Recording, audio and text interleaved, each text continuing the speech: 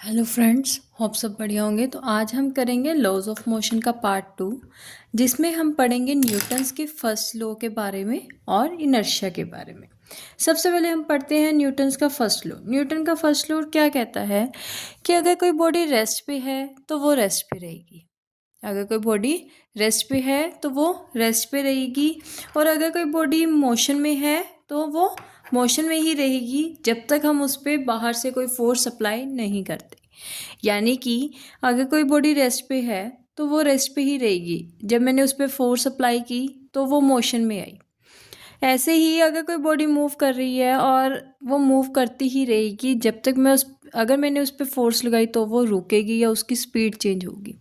तो न्यूटन्स का first law क्या कहता है कि अगर if a body is in rest it will remain in rest, and if it is in motion it will remain moving in the same direction with the same speed until or unless। अगर आपने ये नहीं लिखते हैं until or unless the external force is applied on it, तो आपकी जो statement है वो गलत मानी जाएगी। तो न्यूटन्स का फर्स्ट लॉ क्या कहता है?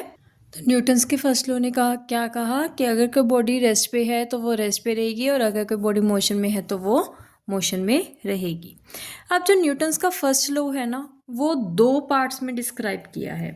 One is inertia and another one is force. Inertia and force. अब हम एक एक करके इनमें के बारे में पढ़ते हैं। सबसे पहले इनर्शिया क्या है? इनर्शिया यानी कि कोई ऑब्जेक्ट की प्रॉपर्टी है कि वो जिस स्टेट में है उसी में रहे। यानी कि अगर कोई बॉडी रेस्ट पे तो वो रेस्ट पे रहे, अगर कोई बॉडी मूव कर रही है तो वो मूव करे। और फोर्स क्या है? जो हम बाहर से लगा रहे हैं और उसकी वजह से जो उसकी स्टेट है, जो उसकी पोजीशन है, यानी कि चाहे वो रेस्ट पे है चाहे वो मोशन में है, तो वो चेंज हो जाए, तो that is force. That is force. अब हम पढ़ेंगे इनर्शिया के बारे में डिटेल में। Inertia, mass and inertia. Mass और इनर्शिया में रिलेशन है। मास और इनर्शिया में रिलेशन है। इनर्शिया क्या था कि किसी बॉडी की प्रॉपर्टी की वो मतलब कोई भी अगर चेंज आ रहा है उसको रोक के तो वो मास पे डिपेंड करती है। मास पे डिपेंड करती है। देखो, अगर जितना ज़्यादा मास होगा उतना ज़्यादा उसका इनर्शिया होगा। देखो, अगर एक सपोज करो एक क्रिकेट बॉल है और एक टेनिस बॉल है। क्रिकेट बॉल क्या होती है? हैवी, तो उसका मास क्या है? ज़्यादा। और एक टेनिस बॉल है, टेनिस बॉल का मास क्या होता है? कम। अगर दोनों को रोकना है, दोनों सेम वेलोसिटी से आपके पास आ रही हैं, तो जो क्रिकेट बॉल है उसको रोकना थोड़ा डिफिकल्ट होगा। क्यों? क्योंकि उसका मास ज़्यादा है। मास ज़्यादा होने के कारण उस इनर्शिया भी ज़्यादा है। मतलब वो मोशन की स्टेट में है तो उसको उसके स्टेट चेंज करने में, मतलब उसको रेस्ट में लाने के लिए थोड़ा ज़्यादा टाइम लगेगा, थोड़ी ज़्यादा फोर्स लगेगी, और टेनिस बॉल को ईजिली आ जाएगा। ऐसे ही अगर हम पढ़ें, एक लोडेड ट्रॉली है और एक अनलोडेड ट्रॉली है। दोनों चल रही हैं और आप दोनों सेम वेलोसिटी के साथ चल रही हैं, आपने उसको रोकना है। तो देखो, लोडेड का मास क्या है? ज़्यादा है। इनर्शिया किसका ज़्यादा होगा? ऑब्वियस लोडेड का। तो लोडेड को रोकना क्या हो जाएगा? मुश्किल हो जाएगा due to inertia. Due to inertia. अब जो इनर्शिया है वो दो तरह का होता है। Inertia is of two types. One is inertia of rest and another one is inertia of motion. इसको याद करने की एक ट्रिक बताती हूँ। पहले दोनों का मतलब समझते हैं। Inertia of rest. Inertia of rest यानी कि अगर कोई बॉडी रेस्ट पे तो वो रेस्ट पे ही रहना चाहेगी अनटिल और अनलेस उस पर कोई एक्सटर्नल फोर्स ना लगे। Inertia of motion. Inertia of motion क्या कहता है? अगर कोई बॉडी मोशन में है तो वो मोशन में ही रहेगी अनटिल और अनलेस उस पर कोई एक्सटर्नल फोर्स नहीं लगती।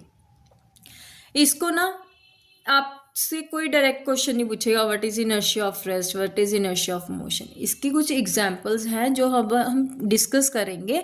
उस पर पूछते हैं कि इसका रीज़न बताओ। तो रीज़न क्या होगा? या तो due to inertia of rest होगा या due to inertia of motion होगा। आपको एक ट्रिक बताती हूँ याद करने की, कि अगर कोई बॉडी पहले रेस्ट पे है तो उसके पास कौन सा इनर्शिया होगा? इनर्शिया ऑफ रेस्ट होगा। अगर कोई बॉडी पहले मोशन में है तो उसके पास कौन सा इनर्शिया होगा? Inertia of motion. अब हम पढ़ेंगे इनर्शिया ऑफ रेस्ट की कुछ एग्जाम्पल्स। अब हम इसके सबसे पहले एक एग्जाम्पल पढ़ते हैं कि ट्रेन अगर सडनली चलने लग जाए, ठीक है, तो जो पैसेंजर है ना वो क्या, अगर कोई खड़ा है तो वो क्या होएगा, पीछे को जाएगा। ट्रेन आगे जा रही है और पैसेंजर क्या होगा, पीछे को गिरेगा। इसका रीज़न क्या है, due to inertia of rest. देखो कैसे, अगर एक पर्सन है वो, उसकी जो लोअर बॉडी है वो तो ट्रेन के साथ है, उसकी जो लोअर बॉडी है वो ट्रेन के कांटेक्ट में है, और जो अपर बॉडी है वो अपनी इनर्शिया के साथ खड़ी है, ठीक है। अब जब ट्रेन चली तो जो उसकी लोअर बॉडी है वो तो ट्रेन के साथ चल दी, लेकिन जो अपर बॉडी है वो तो इनर्शिया ऑफ रेस्ट पे है, तो वो अभी नहीं चली। अब देखो, लोअर बॉडी आगे गई तो अपर बॉडी वहीं की वहीं रहेगी। इसी कारण जो पैसेंजर है वो पीछे को गिर जाता है अगर ट्रेन सडनली चल जाती है, ठीक है। और इसकी और एग्जाम्पल क्या है, देखो, अगर कोई हैंग हो रहा है कारपेट और उसको हम स्टिक के साथ मार रहे हैं तो डस्ट पार्टिकल्स बाहर आने शुरू हो जाते हैं। क्यों? देखो, जो कारपेट पे डस्ट है वो किस पे है, इनर्शिया ऑफ रेस्ट पे, मतलब वो रेस्ट पे रहनी चाहती है। लेकिन जब हमने स्टिक मारी कारपेट पे तो कारपेट क्या आ गया, मोशन में आ गया। अब मोशन में आने के कारण but dust particles inertia of rest के कारण रेस्ट में रहना चाहते थे, बट कारपेट अब मोशन में आ गया तो जो डस्ट पार्टिकल्स हैं वो क्या होंगे, नीचे गिर जाएंगे। ऐसे ही अगर हम ट्री की जो ब्रांचेस हैं अगर उसको शेक करें तो जो फ्रूट्स हैं वो नीचे गिरना शुरू हो जाते हैं। उसकी भी सेम है, जो स्टेम है वो क्या होगी, ट्री की जो स्टेम है वो क्या होगी, जब हमने शेक किया तो वो मोशन में आ गई, बट जो फ्रूट्स हैं वो इनर्शिया ऑफ रेस्ट के कारण रेस्ट पे रहना चाहते थे, बट अब जो ट्री है वो मोशन में आ गया तो वो फ्रूट्स क्या है, नीचे गिर जाते हैं।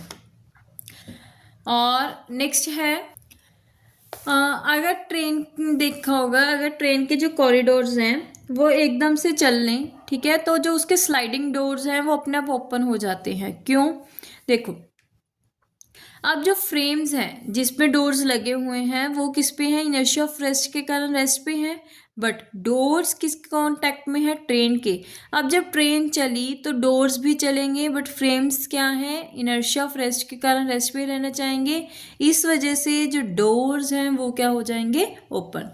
तो जो मैंने अभी ये 3-4 आपको एग्जांपल्स बताई, तो इसमें हमने देखा कि पहले जो बॉडी रेस्ट पे थी, ठीक है, तो मैंने हर में बोला due to inertia of rest, मतलब कि अगर कोई बॉडी पहले रेस्ट पे है तो उसके पास कौन सा इनर्शिया होगा, इनर्शिया ऑफ रेस्ट होगा। नेक्स्ट है इनर्शिया ऑफ मोशन। अब इनर्शिया ऑफ मोशन में क्या होगा कि वो मूव करती ही रहेगी सेम स्पीड सेम डायरेक्शन पे अनटिल और अनलेस हम उस पर एक्सटर्नल फोर्स नहीं लगाते। अब इसके एग्जाम्पल है, ट्रेन चल रही है और पैसेंजर ने क्या किया, जंप की और वो नीचे गिर जाता है। क्यों? देखो, अब पैसेंजर की बॉडी ट्रेन के साथ साथ किस में थी, मोशन में थी। Due to inertia of motion वो मोशन में थी। जब उसने जंप किया तो उसके जो लोअर बॉडी है वो ग्राउंड के साथ टच होके रेस्ट पे आ गई, और जो अपर बॉडी थी वो अभी भी चल रही थी। अब डिफरेंस हुआ ना अपर बॉडी और लोअर बॉडी में, इस कारण जो पैसेंजर है वो नीचे गिर जाता है। आगे, अगर कोई कार चल रही है और वो एकदम से रुक जाए तो जो सारे पैसेंजर्स हैं वो आगे को गिर जाते हैं। इसका रीज़न क्या है, जब कार आगे को चल रही है तो पैसेंजर्स भी उसके साथ मोशन में है। जब कार सडनली रुकेगी तो जो पैसेंजर्स की बॉडी है वो भी मोशन में है, ठीक है, due to inertia of motion. जब एकदम से उस पर एक्सटर्नल फोर्स लगी तो जो पैसेंजर्स हैं वो क्या होंगे, बाहर को आगे को गिर जाएंगे। अगर आपको कोई भी डाउट है आज के टॉपिक में तो आप कमेंट बॉक्स में कमेंट कर सकते हैं। होप आपको आज का जो टॉपिक है वो समझ आ गया। Please like, subscribe and share.